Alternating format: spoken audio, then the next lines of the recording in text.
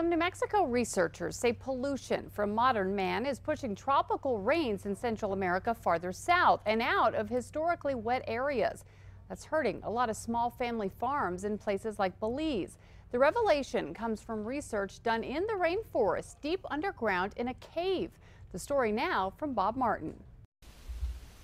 After hiking through a couple of miles of Central American rainforest in Belize, UNM scientists squeezed themselves into a hole in the ground. It's got lots of shiny stalagmites and stalactites that are just really spectacular to look at. They say this remote cave provides a remarkable window into the history of global climate, telling a complex story about how the industrial age in the world above is pushing tropical rains away from this part of Central America, choking off crops, dramatically affecting millions. You can kind of think of this as the world's main rainfall belt. Much of humanity basically depends on this rainfall belt for its existence. Below the forest, stalagmites formed by the slow dripping of water in this particular cave have an exceptionally accurate record of precipitation stretching back centuries. We're able to see things that we were never able to see before in a paleoclimate record, and it has enormous potential for informing both archaeology but also learning about how people today adapt to change. The New Mexico group is part of an international team taking samples, monitoring conditions, and studying the human record here. The UNM team brings pieces of stalagmites like this one back to their lab here in New Mexico. The fine layers you can see here, looking much like tree rings, are loaded with traces of natural uranium, which can reveal a timeline.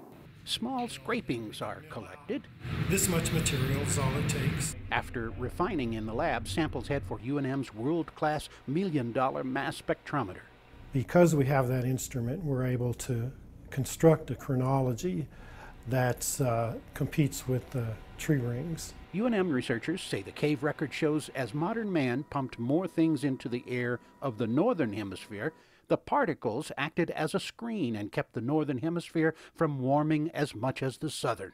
That difference, they say, has pushed the tropical zone southward. The region has been getting drier and drier relatively. So even a slight change in the amount of rainfall can have a lot of implications for food production in the region. The team not only examines the rain record of the industrial age, but also how climate changes affected mankind for more than 1,000 years. Students do much of the work. I really just like to understand how our human history helps us to better learn about our circumstances today, how we got here, and what we can do better. Bob Martin, KRQE News 13.